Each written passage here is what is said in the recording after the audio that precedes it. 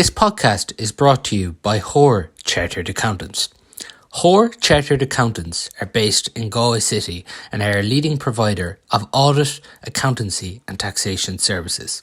For more information, visit horecharteredaccountants.ie. Oh, you're welcome along to the Maroon and White pod. So next weekend, Galway get their Leinster Championship underway, and it's probably the toughest start that they'll have in the Leinster Championship. It's making the trip down to Nolan Park against Kilkenny. While this week the under-20s had a terrific win over Offaly, the reigning All-Ireland champions, which now sees Galway advance directly straight into the Leinster semi-final. So a great win there, and in great circumstances as well. Obviously, having the game in Duggan Park, Galway's first game and the first home game in the Leinster Championship as well for them. So big positives there already for the under-20s. I'm joined by Craig Lally to chat about the 20s and seniors this evening on the podcast. Craig, we're having some weather this week. Even for the club hurler, I'd say it's been challenging this week with the heat that's there. Yeah, that's for sure, Paul. It's brilliant. It's lovely to get out there. I think everyone loves being on the field when the weather's shining, and I won't say when the ground is fast, but definitely when the weather is shining. And even there, I was over there at an underage match this evening in Gort, and it's just you seem to see more and more people out when the weather is nice and everyone's in good mood, and it's just a pleasure to play hurling or train hurling or watch hurling this time of the year. And it was the same in Ballinasloe the last day. Big crowd for the 20s. Everyone was in their t-shirts and shorts, and it matched the atmosphere and it made everyone so much happier watching the match. And yeah, it's brilliant. Ground has got very, very fast in the last week, all right, but suiting the young lads. But yeah, no, it makes every game a spectacle now. When you see the Leinster Championship coming up for the seniors, Kilkenny obviously to start, as I mentioned, do you ever start to miss intercounty hurling? Yeah, you would, of course. Look, this is the stage now where you get the enjoyment out of it as an intercounty hurler ball. Like you have the hard yards done down in Loch George in late October, November, December, and you're running. And when everybody else is at home in front of the warm fire, you're there slogging around Loch George on a Tuesday and Thursday night for an hour and a half, not being able to feel your hands a lot of the times when you go out starting off. And they're the hard yards, and now you're as a player you're reaping the rewards coming to the championship, and this is what it's all about. And the big crowds come out, and the levels go up a small bit, and your fitness levels are probably at a peak now, leading into the first round of the championship. And you've hard yards done, and you've the work put in, and you've all the nutrition done, and it's rewarding. This time of the year is very rewarding, and it's all about momentum now and getting a few wins under the belt. And I know we touched on it later on, but for Galway in particular, like it's probably the start of a new dawn again with Micheál. And there's so many new players there in the fold, and as again we'll touch on it later on, but 40 players tested over the league. There's so many of those players now will be thinking, right, where am I in terms of the levels of championship compared to league? There's so many of them players that have just got their, they're probably saying to themselves, right, I've been tested in the league, but championship is what matters. Touch about Kilkenny first round of championship, Offaly in Tullamore second round championship. These are the games you want to be involved in. Yeah, the league is nice. Yeah, it's nice to get a run out in the league and get your Galway jersey and all that. But championships where it matters, and it's where you're going to be tested. And like I suppose with Galway in the league so far, it's been very tipsy turvy, and it's been up and down. And I suppose after the first game against Tipperary, there was probably a lot of, I wouldn't say daggers out, but a lot of question marks in terms of where this panel is actually at. And for the next three, they answered the call very well. And I suppose in the last two, albeit two teams that are so far on in terms of where they are as a squad, Galway still have, I suppose, Micheál is still, and Micheál and Nolan Franny and Aidan and Eamon, when they sit down to starting 15 for Kilkenny and they look at 40 players that they've used in the league, and I know we'll touch on it later on, Paul, it'll be a tough ask to pick that starting 15. And for once, it won't be down to injuries. It'll be just who slots in where and how do the young ones impress. How do the older lads fare out? Do you start them? Do you not start them? Are they better off coming off the bench? And it's been a while since that's been asked about some of these players for Galway. Are they better off coming off the bench and starting? And a few of the younger players, have they impressed enough to start in the first round against your biggest rival in the last 5 or 6 years, Kilkenny? Just on it, when you're looking at this current goal setup, and obviously, as you mentioned, we mixed the good with the bad throughout the league, but you've obviously still played with a large proportion of these players. Aidan Herter, clubman's involved, Micheál, Franny, Noel, you know all these people. And there's no point to saying otherwise. Everyone sees it as a project, but there's there's some positive things around supporters, but there can be some negative things too about, particularly, I suppose, the way the last two results went. As a former player, and you know the players and the management, and as a former player, how is it when you're going to matches? Do you enjoy watching go, or can it be uncomfortable at times? Yeah, no, of course, it can be uncomfortable. Like you've soldiered with a lot of these lads for a good few years, and you've been through thick and thin and involved in a lot of other finals and stuff like that. And you just the criticism that comes in. I suppose you're probably I wouldn't say you're shielded from it when you're a player, but you definitely probably don't hear it as much. Um, Whereas now that you're on the stands, and like it's not that I'm a good few years gone from Galway, but like in terms of you can hear everything, and you're just sometimes you just love to say, like, if you just know the effort some of these players have put in, and that they don't go out intentionally to do something wrong, and like, it's a cutthroat game, I suppose, and that's intercounty level, and that's just the joys of it, I suppose. But look at, I suppose you mentioned them all there: Micheál, Franny, Noel, Aidan in particular. Obviously, Aim is there as well. These ads are they're winners. Like, I know people are saying it's a 3 year project, or it's a 5 year project, or it's all about a rebuilding phase. Like, Micheál Donoghue, Aidan Hart, Noel Larkin, Franny Ford, they don't do that. Like, they're out to win and they want to do it fast. So losing I think games that's to the be thing, though, isn't it? When we say project, it's not just go out as a project, and if it doesn't work out, I'm sure that's what everyone's going to be saying. But Galway are still going this year to win a Leinster title. that has to be the number one goal. Like, there shouldn't even be talks about our Ireland semi final or our Ireland final. Win a Leinster Championship, and like I know that's easy for me to say here standing back, but like I know, like Micheál's head or the lads' heads, they they will be probably thinking the same thing. Like, it has been once since 2018. It's too long, um, and for a team like that has still so much experience there, that has to be the goal. Like, and I think when the lads sit back and they look at when they do pick the team, there will be still loads of experience and so much enough of experience to go and win a Leinster, regardless of how many young lads you're bleeding through or pushing on. Like, and I suppose in the last since 2018 and maybe when Micheál stepped away in 19, you've had two outside managers. You've had a Limerick manager and a Kilkenny manager, and they've come in for their two terms. And I suppose there's probably going to be a small bit leeway. Even though Micheál doesn't like this and won't want to hear this, probably will be a small bit more leeway towards Micheál being a Galway man and Galway manager and Yeah. the majority Galway backup crew, that he will get a bit more leeway because Henry and Shane O'Neill, they needed instant results. So they probably there was more pressure on them for instant results. And courts have come off like in terms of Shane, he's come off a team that has been in 3 All-Ireland finals in 4 years, 15, 17, and 18. Yeah. So there was probably more pressure on him when he came in 2020 to deliver. And Henry, again, he had a majority of those players. And I know Micheál is bleeding through and it's a bit different than probably some of the lads that are coming to the latter stages of their career. But I still think, and I mentioned it, that albeit, yeah, people will say, and they've said it after Tipperary again, there's going to be some short term pain for some long term gain. Micheál, the lads, they don't do that. Like, they want their winners. That's the way they've been all their lives. They want to go and win. So, like, they won't go out and say, right, if we lose against Kilkenny, so be it. We're building. That doesn't come into the mind frame, like our mindset, and it shouldn't come into the mindset of Galway hurling. So it just needs to be full steam ahead for the first game. Go into that Offaly game, the second game, with one win under your belt.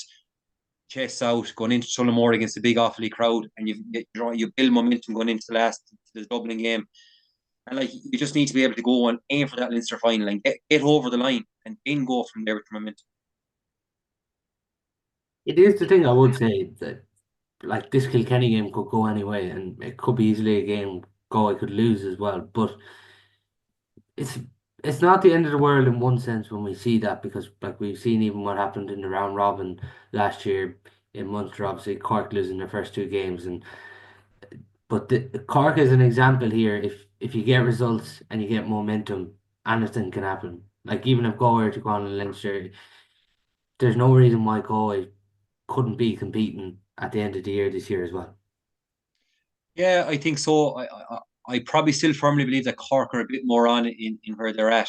Obviously, they've probably a bit more seasoned campaigners all around, whereas like they've probably bled through lads that are coming to the stage now where they've 3 or 4 years championship under their belt, where Galway probably going to have maybe 3 or 4, 5 of the starting team that are going to be fairly fresh to the system, and maybe the lads that are coming on. So um I do believe that Galway are a team when they do get a bit of momentum behind them that they can get on a run. But I think the biggest thing with Galway this year, and has been a problem for the last couple of years, where they could have an unbelievable performance followed by a terrible performance or not such a strong performance. I think they need to get a bit of consistency where they go out every game and that they stick to the game plan. And you can see where Galway hurling is. Like if you look at Cork now, you know that the game plan they have, that they're sticking to it every day. Limerick the same way. Limerick have based their success off the last 6 or 7 years off their game plan with the short game and the running and the hand passing.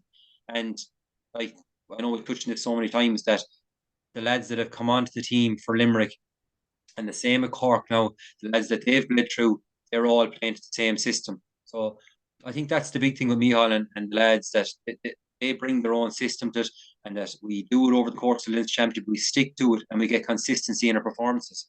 I think that's the big thing, and that's been the biggest lull I think since Mihal left in 2019.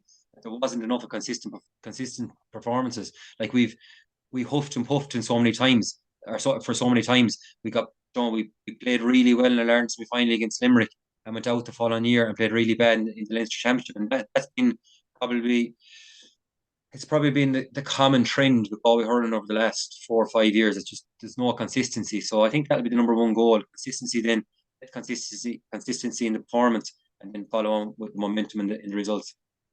It's important too, like I think as fans, to see America put down on Saturday week against Kilkenny, to see excitement, to see our forwards go and express themselves. It's maybe something we haven't seen over the last few years where maybe our forwards have exploded, and just to get the excitement back here and lay down America for this team. Yeah, man. Look at I suppose that the results take care of that as well. Like and fans like I suppose if you go off and you get one bad result, it's just the joy of the game. Fans' heads go down, like that's fine. The league game with Cork and Limerick, that's out of the way. But no, I think that was kind of because the trial period for so many players. It's there's nearly a get out of free card there where you can just go and play that. So, but like, I think it's very important that go out and get a win against Kilkenny and keep the results going. And Galway's fan base is I wouldn't say it's a funny one, but if you do get results and you start winning, they're just like Cork. They will get on top and they'll follow you to the very end, like, and they'll follow in big numbers. And that's the joy of a big county, that you're going to get big numbers. And you see Cork down in Páirc Uí Chaoimh the last in the league final. When you get results going, Cork will get right behind you, and Galway are the exact same way. So if you do get a result against Kilkenny the next day, go out, get a win. Next thing, the bandwagon will start going, and Galway followers will follow. Just on that, it is really important though to see improvements on performances from the last two games against Cork and Limerick in particular. Yeah, look, that'll probably come with the team as well. All that goes out. Like, there was a lot of changes made to the team, and I suppose if you go through the lines, there was so many different. Um, I don't know how many different lines were tested out. Obviously, there's 40 players. Like, there was a different man for every line nearly in every game, and um, like I don't think like key to getting a bit of momentum as well as sticking to your first 15, Yeah. getting that, and then going through the whole Leinster Championship and trying to get a better understanding of the players around you. Like, it's all right for the lads that are there 10 years and 12 years, like Stahi and Pádraig and Colin and these lads, but there's a lot of new faces there as well, like, that are going to be starting the next day, and I suppose they need to get used to playing with some lads that they wouldn't have played with in championship before, and getting to know what to do in championship opposed to just doing it at training. Just to look at the pictures, so obviously Saturday week, Galway made the trip to Nolan Park against Kilkenny on Saturday, the 19th of April. Then a week later, Galway are in Tullamore against Offaly in round two of the Leinster Senior Hurling Championship. Then in round three, Galway will have their first home game on May 10th at home to Wexford. Then a week later, they'll be at home to Antrim on May 17th.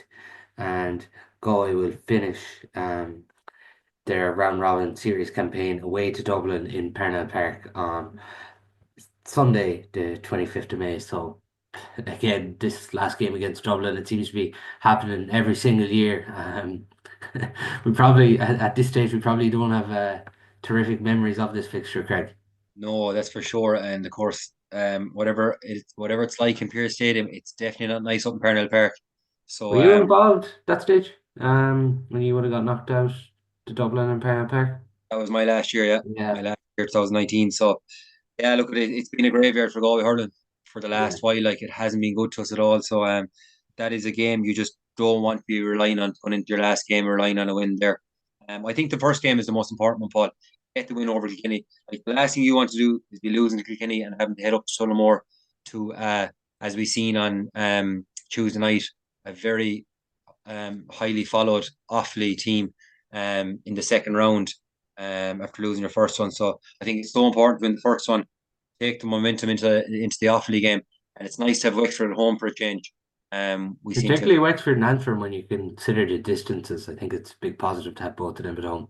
definitely because we've always struggled down in Wexford Park as well, like the last couple of years. So it's very important. I think the first one is just the most important one. Just catch the next day, just try and get the 2 points on the board, and then head up to Tullamore then with the chest out, as the saying.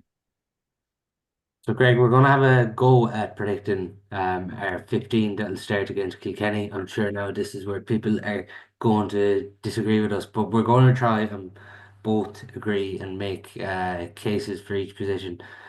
At the minute, it's hard to see anyone else but Derek playing goals. He's been solid throughout the league. He seems to have the number one jersey. I presume you're agreeing with me there, anyways. Yeah, agreeing with you there. Yeah, look at it. I think he's really he's pushed on this year with his opportunities, and I suppose that he's definitely played the most games over Aina. Like so, I think the trust is going there and Derek. Who are your three in the full back line? I three in the full back line, Paul. I think that Aaron has obviously started the last 2 or 3 games, so he's going to be nailed in there, cornerback. Um, Depending on Dahi's fitness, I think either Finton or Dahi is going to be three. I don't know which one. I'll put in Dahi if he's fit at three, and then the far corner, I suppose, is probably been the most tried out position of the league. I think there's nearly been someone there every game. I'm going to put Jack in there. I think Jack is the most experienced. I know there's a lot of like Shane Morgan was there the last day. Um, there's been probably 4 or 5 different cornerbacks in that corner. But I'm going to go with Jack. I think Jack, Dahi, and Porrick in the full back line. Or Jack Dye, Oh, Darren. sorry, Jack, Dahi, and Darren in the full back line. Sorry. Yeah, I think that's even been the full back line even under Henry's term last year. It's been a consistent full back line. I think you have a bit of Everton too with Darren and Jack in the corners. They can play the ball as well as man mark. And at this stage, I think we're all in agreement that Dye's best position is three. Yeah, I think so. Like, and look, at Finch has done a brilliant job. But I suppose, look at in all reality, nearly every game you play inter-county now is a two-man full back line, and I suppose all three of them are capable of playing two-man full back line. In particular, Jack and Darren are just loaded with speed, so they can manage most, and Dahi's just comfortable wherever he goes. Look at it, the big question will be Dahi's fitness there. I know he hasn't much done anyway to date of last weekend. He hadn't much done at all, so he's ready. If not, Finch is more than capable there playing at three. Back line for me, five. uh, Obviously going there with Portmanion, probably had one of his best leagues for going in a long, long time. Looked really back to his best throughout the league. And I think it's fairly obvious that Gavin Lee's going to be Galway's six for championship. He's played there nearly all throughout the league. I think bar the Tipperary game, he's been there. I just find it really tricky to pick this number seven then. I agree with you on Gavin at six. Look, that's probably been nailed in there now. He's really stood up to America. I suppose he's been a standout find, really, if you want to call him that, even though it's his third year in the panel at six. Borik's been very strong. Obviously, he's solid at wing, and I think that Finton, I would have Finton at wing. I think Into that Finton or wing. Die will either be three or five, Yeah. 3 or 7. I think it'll be either or. Look, I suppose the most I suppose satisfying thing out of all those six back, Paul, is that they're all very movable in terms of they can play in any position along the back six. I think Porrick has played at four. He's played at three. Gavin can play in the wing. He's pacing off of the corner. Jack and Darren can play anywhere, and of course Dahi and Finton can interchange. So if it's the case that if you're going man marking, I suppose you can all interchange very easily, and that's a plus that you're not just put to one position. There obviously is one man there, I think, who could easily come in. And it's probably based on his court performance. Joshua Ryan really showed something that evening that we've probably been crying out for it. And he showed there was a bit of something about him. I agree completely. Yeah, like Joshua, who I wouldn't have thought as a cornerback at all. From Yeah. watching him in the club scene, he has pace to burn. He attacked. For his first day out, he wasn't afraid to push on forward, take a score. He was really impressive. Um, would I see him being a future Galway hurler for the next 10 years? 100%. But I just think in the circumstance now, maybe I'm wrong, and or maybe you're wrong, and Mihal could put him out. But in the circumstance of the first round of the Leinster Championship against Kilkenny, I just think with experience, I think that like without a doubt he's one to be used for the year. But I would just go for experience over him. It is the thing. And then if you're even looking at the half back line, even for that, maybe, I suppose for Finton's position, really, because it's not a position we've seen him there throughout the league. Shane Morgan and Michael Garvey are probably the next two players that could push into that seven jersey too as well. Yeah, and Sean Lennon has played his role there as well. He's been coming on and off in the wing. Obviously, Ronnie Glennon came back to the scene the last day. He probably played more towards middle of the field, but has played wing back. Keenan has played a stage there in the half back line as well if he needs to go back. So there is loads of options there. Shane Morgan obviously played probably 3 games. Michael Garvey played 3 games. So like there is loads of options. But I think with the tried and tested, Finton did one or two great jobs in Garrett Hegarty wing back for Limerick back in a few years ago when he was needed. So very good under the high ball as well. So I'm sure we'll go through the Kilkenny team or who they'll have the next day, and I think that horses for course. I think that's the best six. Yeah, even so, if Fiona McAsee was someone that played in the half back line, um, or the half forward line for Kilkenny, it's someone that Finton could easily match up with. That kind of big physical ball winner is the sort of player that you want Finton on. In midfield, it's interesting because, as you mentioned, Ronan Glennon's come back. Keenan and Tom have been consistent, or maybe even Tom's started in the half and kind of drifted out as this kind of third midfielder. David's obviously in the equation. Sean Lennon, I thought in the Limerick game, really showed something that maybe we were lacking that night. But then there is this thing with, I don't know, with Keenan and Tom. Both of them like to get forward. Do we need more of a stopper to bring more balance into the midfield? Yeah, I like Keenan and Tom are the standouts so far. I suppose they probably play the most amount of games in the middle of the field. I like Ronan Glennon. I think Ronan Glennon has a lot to offer. I think, as you said, he's probably a bit more defensive minded, but can pop forward for a score. Heard he's been going really well as well at training. So, like Ronan Glennon is definitely in there with a shout between the three of them. Um, Davy, I don't know how much Davy has done since, but obviously he's played a few games in the league as well. Um, so I'd probably put it between Keenan Ronan and Tom Mann to see for the middle three. Cahill has played a bit there as well. If Cahill was come out in midfield, but I think Cahill probably more utilising the forwards and maybe come out the field as a free roaming man opposed to being actually one of the two midfielders. He does that role brilliantly, and obviously no one strikes the ball like him from around that part of the field. So we've seen him have performances in the past where he could pick off 5 or 6 points from midfield. It probably won't be. I probably wouldn't be named as a midfielder. So I'd say Ronan, Tom On, and Keenan between the three of them. Yeah, I think you're spot on there with Keenan and Tom. I think it's likely to be that combination, given they've been the most consistent midfield pairing throughout the league. In the half forward line for me, um, I'm going with the under 20 captain, Rory Burke. I think we need someone with a pace in that half forward line, someone that can similarly to Cork, but like they have Shane Barrett, they have that pace, and I think we need a ball winner there. We need someone with pace that when they turn, he's able to take his man on. So I'm going with him at 10. I was pressed with him against Cork. Carl Mannion, I think goes at 11, and I'd put Tiernan then out as another ball winner at 12. Are you agreeing or disagreeing there?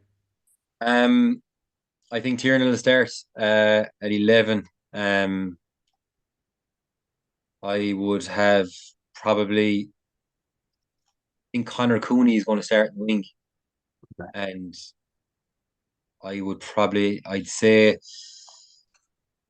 Bino on the other wing if fit. So I'd have I think that's only my own personal opinion. I think Connor Ronan or Connor Bino at two wings, and I'd have Tiernan centre. On Rory Burke, he looked good as well the last night for the 20s. And even I think Oisin Lohan showed something as well, and he got that thumb injury. I just think they're explosive players. We need to get into this team. I agree. Like Rory was very good the last day for the 20s, commanding, very loud as well. John was a great speaker. Um, Great man. If he gets the ball at all, he'll take his score, hit the frees very well. Also, um, I think he'll have a big part to play in the championship for Galway. But I'm only if I'm talking for the next day, I don't think he might, but I just don't think he will start the next day. I think they might just go Connor over the next day, maybe not. But uh, that's the way I would see it. Anyway. Who are you going inside then? Sorry, Oisin Lohan as well, Paul. I was very Yeah, impressed with Oisin Lohan the first day against Tipperary. Got 3 points in play. yeah. Great man to catch it. Just like a Johnny Glynn back in the day. Like when he gets the ball, he'll go at the defence. Sorry, I never mentioned him there, but I think he has a big part to play as well in the championship. He offers something that we haven't had in Galway in a while. A real ball winner in the half forward line who can catch a high ball or a go-to man. But with oodles of skill as well, like you know, and a Yeah, very big, strong, he physical man. So yeah, I'm presuming he's not too far away either. Yeah, I seen him play this year in the first round of the fifth. It was ATU and Mary I. It was in Lee Meadows, and I don't think people actually realize physically how big this man is. He's a prime example probably of one of these players who's had the when he's been coming through this what the strength and conditioning has been and how he's been rewarded and he's put the work in. And yeah, I definitely think something to offer there. So you've obviously said there that you're going with Connor, Brian Cannon, and Tiernan in the half forward line. Who are you going then? Inside is your three. So my three inside I have Wheelo obviously, um, Declan McLaughlin, Okay. and who am I leaving out there now? Declan McLaughlin, Wheelo, and Carl Mannion is a Carl. genuine. Sorry, Yeah. Carl. Yeah, Carl to come out the field and leave the two guys inside. Yeah, I went with my half obviously of Rory Burke, Carl Mannion, and Tiernan. I'd probably go inside then with Connor Whelan, probably Connor Whelan, Brian Cannon, and I'd probably go with Kevin Cooney in the other corner. Um, I think there's been an element in the league of Galway minding Kevin Cooney with the injuries he's had. Yeah, I suppose he came on. He played Fitz as well, though, doesn't he? Did he come Yeah, on? Play the first game. He come off early in the first Fitz game. yeah, and I think that's when he got the injuries. I'm not sure now. I don't have it I off think. my head, but there wasn't many full games he played for Galway like this year in the. Yeah, he's probably not fully right since that injury, or Oh, maybe not fully back to full speed since anyway. But look, he had a massive part to play 2 years ago in the championship for Galway. I think he was just hitting form before he got injured. yeah, Probably didn't get enough really game time last year. Then, so look, if we can get a fully fit Kevin Cooney back, he's a massive asset for Galway, and we'll definitely have a big part to play as well. Also, and I suppose something that we're lacking inside this year probably is maybe so far in the league that we're probably not getting enough of goals from our full forward line attacking the ball. So that's something I'm really looking forward to, and I suppose it's something that at Eamon O'Shea would be big on is the forwards movement and the forwards coaching the forwards and stuff like that. So it'll be interesting to see what he brings to the table for what they do in the first round. interesting there when you have Declan McLaughlin. You obviously think he's a person who needs to be in this 15. I think so. Yeah, I think he's loads to offer. I think that anytime he's come on in the league, he's made a difference. He's a real danger man, and like I think he's probably unfortunate as well, where hasn't got a good run. Like he's broken his thumb, he's been out injured, he's probably just getting a bad run of injuries. So I'd like to see him with making a start and actually getting a good run of form and a free run of injuries and see how he goes. Like he's oozes a pace and he's so much talent. And he's probably with Bino and Wheelo like so dangerous when they get one on one balls inside. So like that'd be my. I'd love to see himself and Wheelo on side and having had Carl pull out the field a small bit and leave them room and see how they do. There is stages too where Brian Kincannon and Conor Whelan have threatened, but it's never. Do you know under Shane O'Neill there was certain games. Even there, I remember one year we had a good run of the league. We topped the league, I think, but we had to share the trophy because Right? with Kilkenny, yeah. But that was a time where those two exploded together, and at the minute, probably it's been delivery that we haven't been getting to Connor, or he's had to come out too fair, like, and even he gets the shoulder injury against Limerick. Like it was a bit of a frustrating league. Like these are two forwards we really want to kick on now this summer.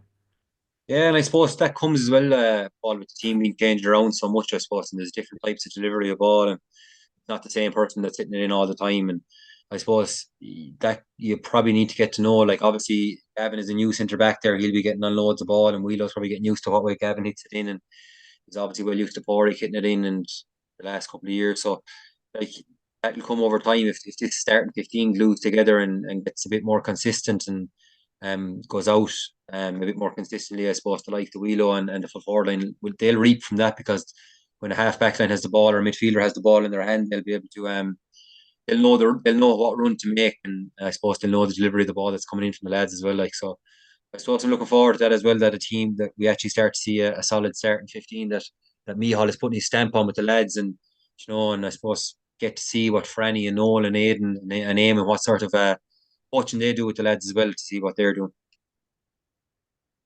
Are we able to agree on six forwards there?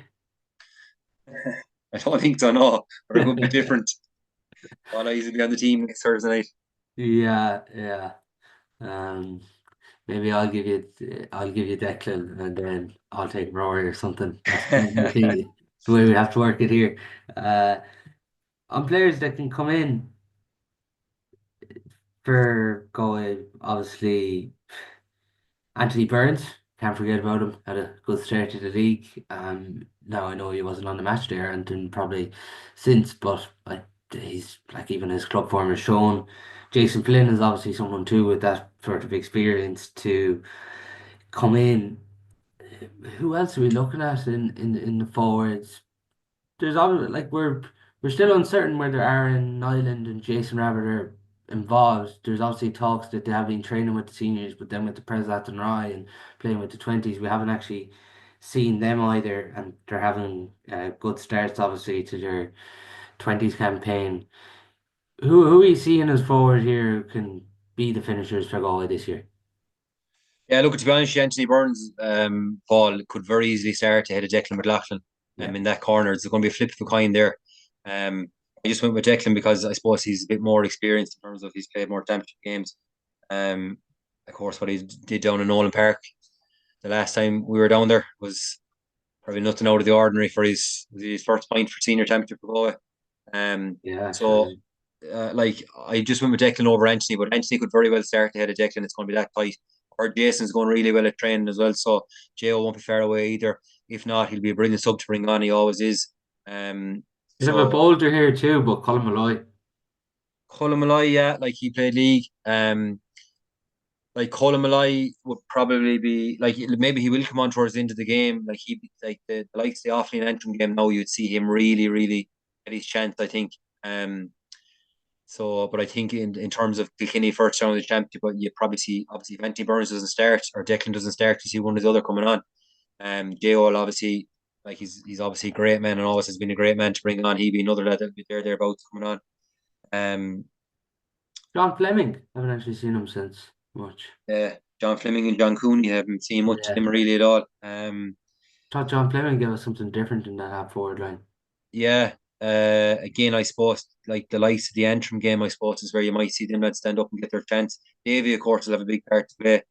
Um, so Evan Nyland will be, Yeah. he's going to be thereabouts as well. Like so, he obviously probably hasn't been seen a massive amount of game time during the league, but Um, But that's probably why I didn't pick him. Like I'd like to have him in the team just because of that 95% chance of scoring his frees, but we actually haven't seen him much throughout the league. no, he played very little league time, so look at he's another player who's loads of championship experience now. So again, Evan, or Anthony Burns or Declan McLaughlin, whichever one doesn't start there. Jason Flynn, they're three forwards you can bring on straight away. Obviously, JB, so much experience. If he doesn't start, he could be coming on. And then obviously in the backs we've named already three or four backs. So there's your five subs straight away. Like there's loads of different options there. Yeah, even some players that we didn't mention in the backs. TJ Brennan is obviously a player. Daniel Loftus, obviously played against Clare. Really unfortunate for Killian Trayers. Um, he had a really good start to the year in Everton and looked like he was beginning to settle, but picked up a nasty hamstring injury, which obviously has ruled him out too. But in fairness, there is options there. Just on that point about Evan, who takes the freeze if Evan or Connor aren't in the team?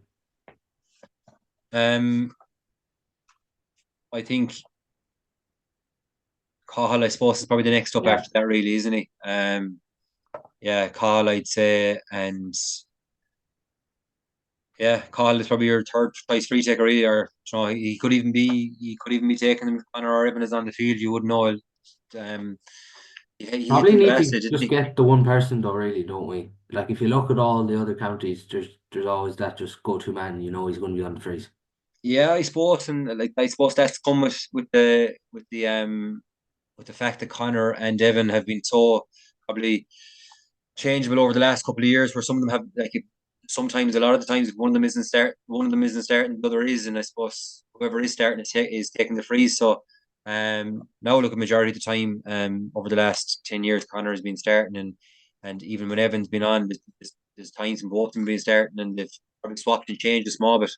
But I think consistency with freeze is the big thing. Like, and you're dead right. Like if you look at Cork with Hoggy the last day, like well, every time he steps over the ball, it's a 95% chance it's going over, and it's a great thing to have going out in the field, knowing that, and as a management, knowing that you're guaranteed your 10 or 12 points in freeze every day. We're obviously these 5 games now coming up in Leinster. It's going to be a demanding few months.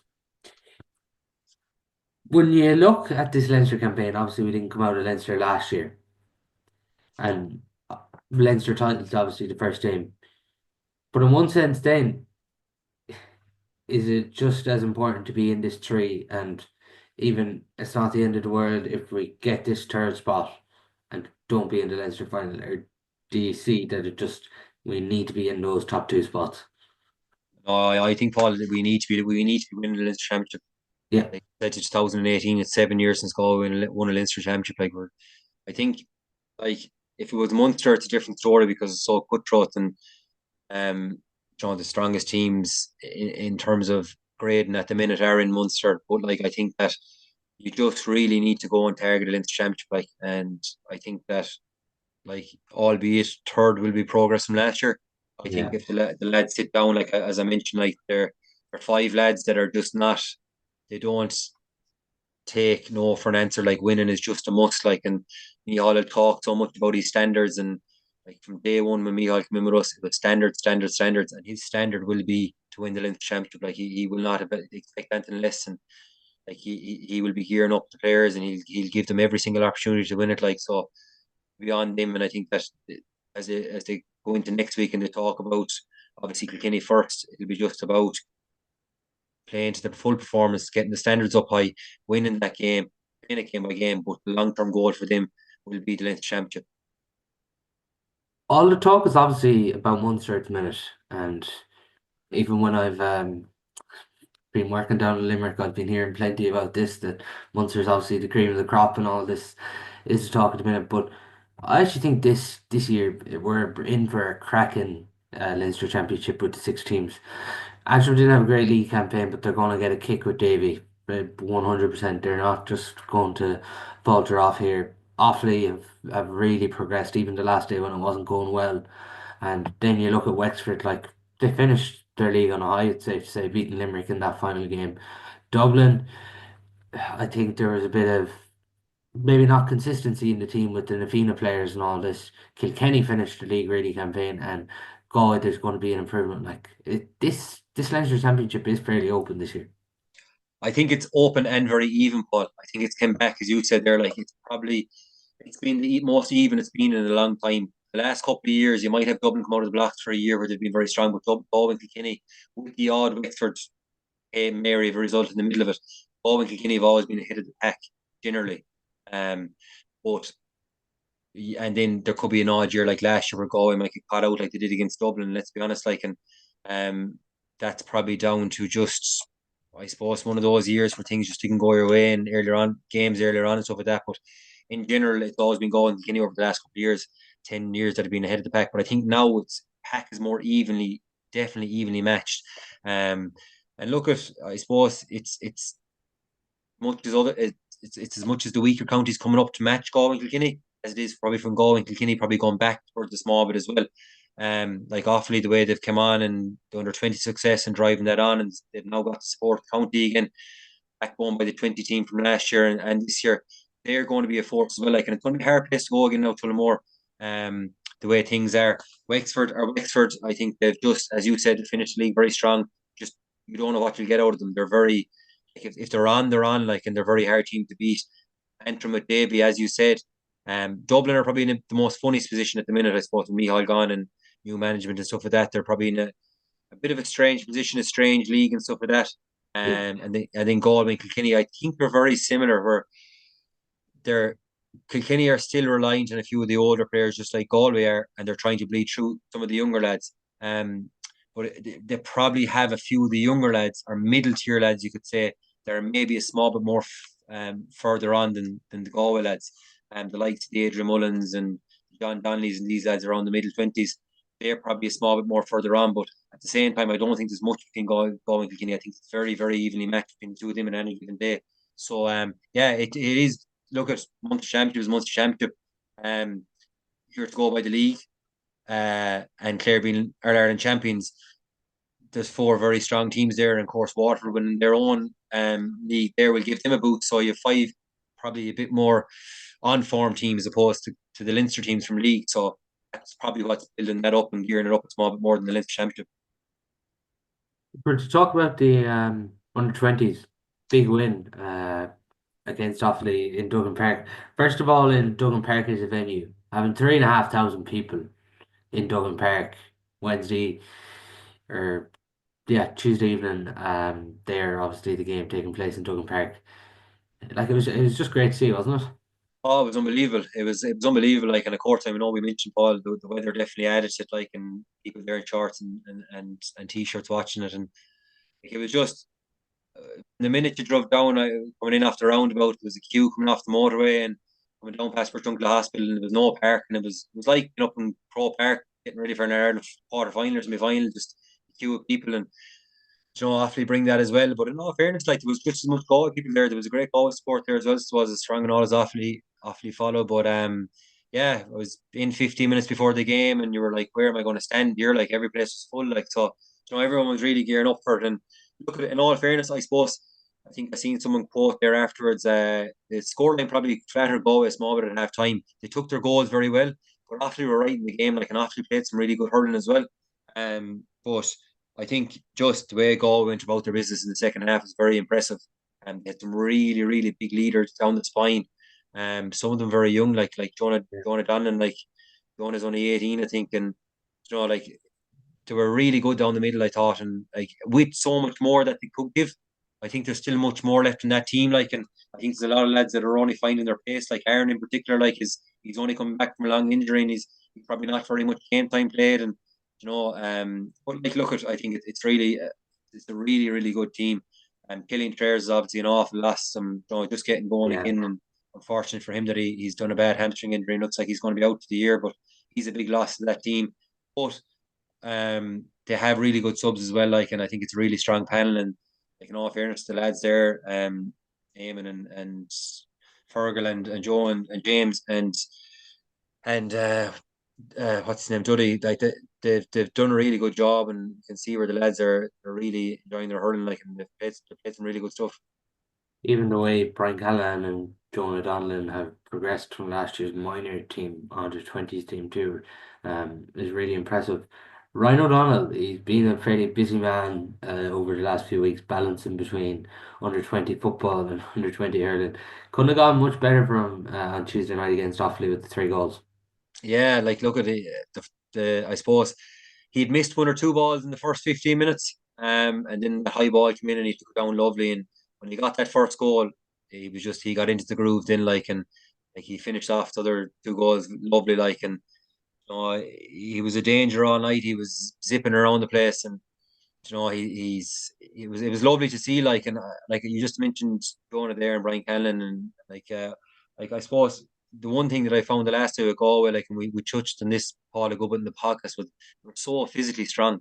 Like Jonah 18 years of age and Brian they're big men at 18 years of age, and they're obviously following the S&C program and so much more of them and I even know Ben there in our own club, and like his full back last, he's just turned into just such a big physical presence now. And his S&C has been brilliant, and he's obviously following with the lads and like Pádraig Juddy and the lads, and like they've really pushed on there with the S&C, and like it was very evident the last year. Like we're Offaly played some lovely stuff, but they were so physically stronger than Offaly, and I think that's a great plus. And like Rory Burke is a prime example of that with the seniors, and Jason Rabbit and even Aaron. They're they're turning into real men now, and there's something that Michal can call on as the year goes on. And we touched on Rory maybe starting the next day, and it's the same with Jason and Aaron. Like you would expect to see them later on the senior championship, and it's a testament to Galway, I suppose, to Fergal and the lads there that they have twenties and Galway have twenties again, because that was probably a big part of Galway's downfall the last couple of years, where we couldn't call in too many 20-year-olds or under 20s, you could even say, to step up to the senior ranks. So that's exciting times for Galway, especially with that team. But look at Offaly, we're missing a few players as well the last day, so it'll be a different kettle of fish when they do meet again. If they do, probably will meet again in the Leinster Championship later on. I think this is really a team that hopefully now, even with the last night, the 3,500, that the Galway hurling public can get behind. And we can really start to feed into it. Nearly similar to the Offaly support and the buzz that they brought. I think this is a team that we should be doing the same with.